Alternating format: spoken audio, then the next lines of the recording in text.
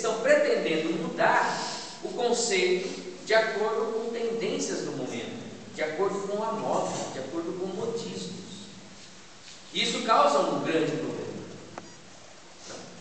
Causam traumas, causam confusões, e as confusões geralmente caem na cabeça daqueles que estão pouco formados em relação à sexualidade, dos nossos filhos.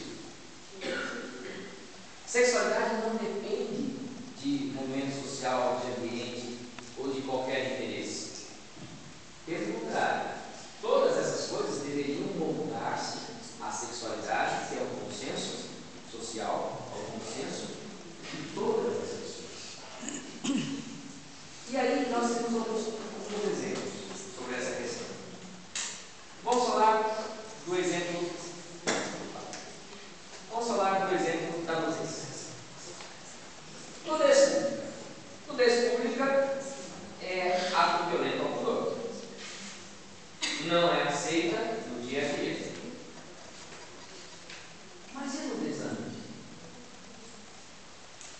Ou seja, se alguém aqui disser, com esse frio também não dá para fazer isso, né? Mas se alguém aqui arrancar a roupa, sair por aí correndo pela rua e dizer, sou livre, sou livre, sou livre, vai vir logo alguém vai ligar.